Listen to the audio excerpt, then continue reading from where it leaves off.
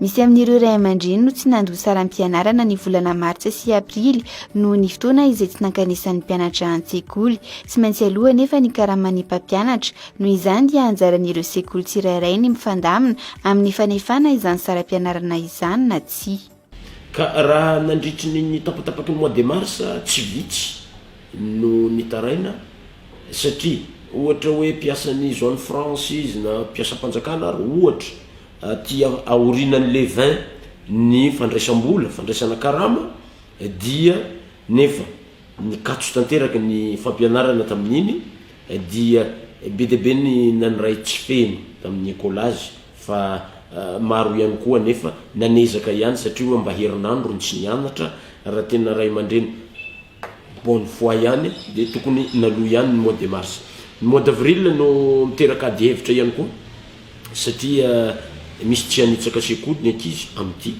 Raha ny olivo ny sekoly Saint Joseph Mahamasina manokana dia iarahany tompon'andraikitra sy ny ray aman-dreny mandinika ity resaka saram-pianarana ity.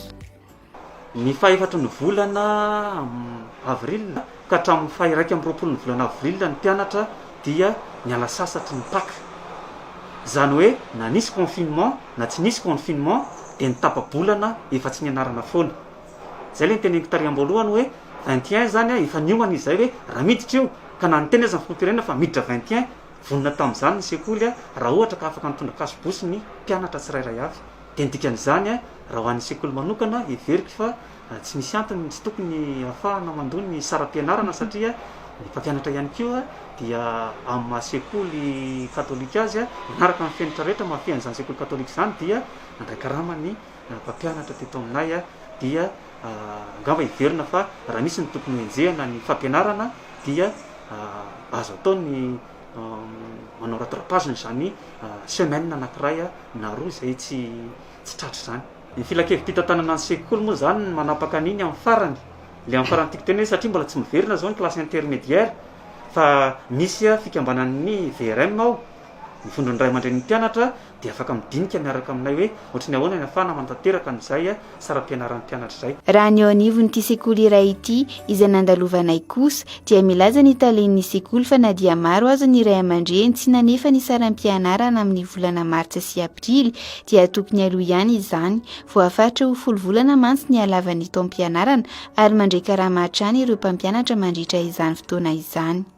Misy anefa ireo ray aman-dreny no manaiky handoa saram-pianarana na dia eo aza ny fotoana tsy nianarana. Nandoka fa tsy mampanina aloha raha amiko aloha dia tsy mampanina satria sy hoan'ilay zanaka. Io zany aloha normalement tokony misy raha ohatra hoe école privé dia tokony mba misy école foana satria ilay olona mandray isam-bolana fa raha ohatra hoe mpiasam-panjakana izy dia nefa ny fanjakana mana-karama dia tsy inona tsy écolage mazava ho azy. Mianalo foana ny écolage na tsy mianatra ny ankizy. Na zany any scolaire anankiray ny ana tonga dia na inona zany zavatra abisao dia tokony payenao foana.